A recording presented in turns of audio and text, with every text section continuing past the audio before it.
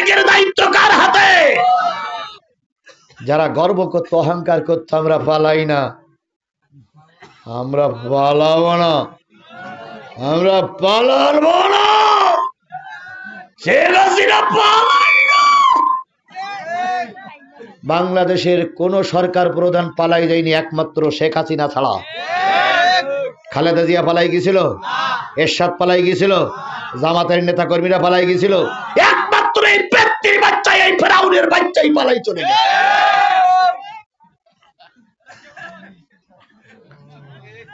সুতরাং কার খাবার কোন জায়গায় লেখা আছে কে জানে।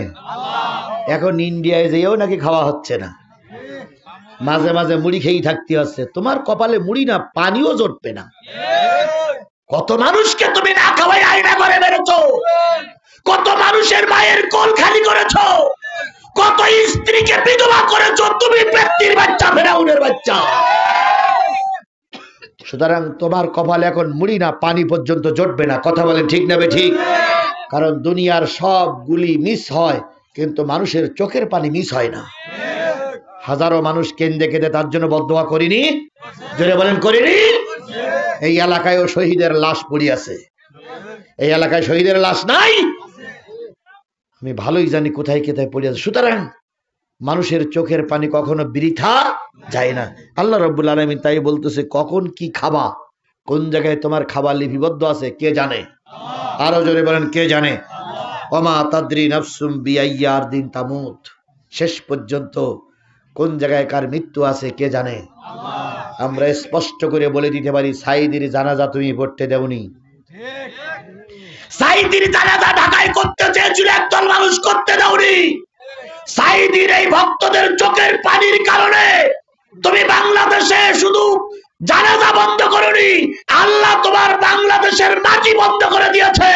হয়তো আমাদের জানাজা বন্ধ করেছিলে, আর বাংলাদেশে মরার পরে 3.5 হাত কবরও জায়গা হবে না তোমার জন্য, সেদিন অপেক্ষা করতেছে। আমরা বাংলাদেশের মাটিতে আর ওই পেতনির বাচ্চার কবর দিতে দেব না। কারণ এ জালেমের বাচ্চার মৃত্যুর কবর দিতে দিলে আমার বাংলাদেশের মানুষগুলো কষ্ট পাবে। এরে যদি এদেশে কবর দেওয়ার জায়গা দেওয়া হয়, তাহলে হেফাজতের আলেমরা কষ্ট পাবে। এরে যদি এই বাংলাদেশে কবর দেওয়ার জায়গা দেওয়া হয়, তাহলে 5ই আগস্ট যে 1600 মানুষ মারা গেল, এদের আত্মাগুলো কষ্ট পাবে। এরে যদি বাংলাদেশে কবর দেওয়া হয়, আল্লামা সাঈদীর আত্মা কষ্ট পাবে। এই জন্য ফেরাউনের বাচ্চারা আমরা বাংলাদেশের মাটিতে কবর দেখতে চাই না। কথা বলেন ঠিক না বেঠিক? ফাজলামি করো তাই না? গত কয়েক বছর আমার এই মাহফিল করতেই দেওনি তোমরা। তোমরা করতে না দিয়ে বুঝাইছিলে একদিন তোমাদের কপাল পড়বে। কপাল পুড়িছে না? কপাল পুড়িছে না? আমরা ছিলাম, আমরা আছি, আমরাই থাকবো ইনশাআল্লাহ। ইনশাআল্লাহ বলেন, ইনশাআল্লাহ বলেন। আমরা ছিলাম, আমরা আছি, আমরা থাকবো, মুছে যাব না। তাই হয়েছে না হয়নি? টুপিওয়ালার বাংলাদেশ, আল্লাহর ওলিদের বাংলাদেশ, আলেম ওলামাদের বাংলাদেশ, মসজিদ মাদ্রাসার বাংলাদেশ। যদি মসজিদ মাদ্রাসার টুপিওয়ালা, আলেম ওলামা, পীর মাশায়েখদের বিরুদ্ধে কেউ অ্যাকশনে যাও, জনগণ জুতা পিটা করে মামুর বাড়ি পাঠাই দেবে। দিয়েছে না? দিয়েছে না? দিয়েছে না? দিয়েছে না? এখন বলতেছে টুস করে ঢুকে বলো, আসো তো, আসো দেখি তুমি কোন মায়ের দুধ খেয়েছ আর আমি কোন মায়ের দুধ খেয়েছি। আসো, কারণ লাগবে না, আমি একলাই যথেষ্ট। যখন গোটা দেশের আমার মাহফিল গুলো বন্ধ করে দিয়েছিল, পুলিশ চারিদিক থেকে ঘিরে রেখেছিল, সেই দিন আমি মঞ্চে কথা বলিনি? টুপি খুলে আইছি, তাও তো আসছি। যাবার পরে টুপি খুলে বেরিয়ে গেছি, তাও তো করেছি মাহফিল। ওরা যাওয়ার পরে চিন্তা করলে হুজুর গেল কোন বার্থডে। তখন সবাই বলতে, ওয়াজ করে তো আপনাদের সামনেতে গেল, আমরা তো দেখতেই পেলাম না, নিশ্চয়ই যেন হুজুর। তারপরও সেদিন মাহফিল গুলো হয়েছে। কথা বলেন ঠিক না ঠিক? আমার এই ছোট বাজান আরিফ আমার পিছনেই দাঁড়ায়, এই ওঠো দিন, তোমার একটু দেখো চেহারা লোক। এই যে কতবার আমাকে নিয়ে আসছে, আর কতবার আনাসি কানাস দিয়ে চলে গেছে। একবার নিয়ে গেছিল ওই যে ইরি ধান, বড় ধান না, ইরি ধান লাগায় সেই ছোট্ট একটা আউট, মাঝখানে পানি সরাও, ওকে তো বলছি হুজুর লাভ দেন। আরে লাভ দিলাম, আমার জুতো গেল কাদার ভিতরে।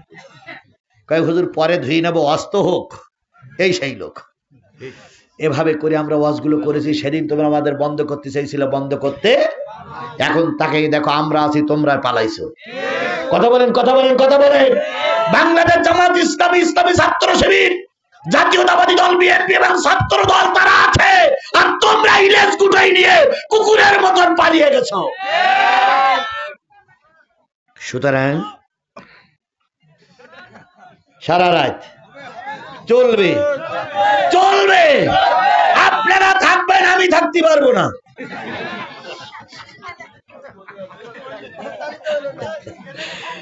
না আমার ছুটি হয়ে গেছে, হয়ে গেছে। আমি জেলে গেছি 3 বার, 300 দিন জেলে ছিলাম, 20টা মামলা, 5 দিন আয়না ঘরে ছিলাম। কোন অপরাধ করিনি তবু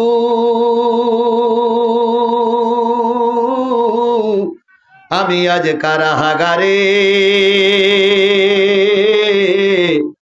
বিনা দোষে জেলে আমায় পাঠায় জালিম সরকারি। কান্দিসি নামায় আমার মতো হাজার সোনার ছেলে,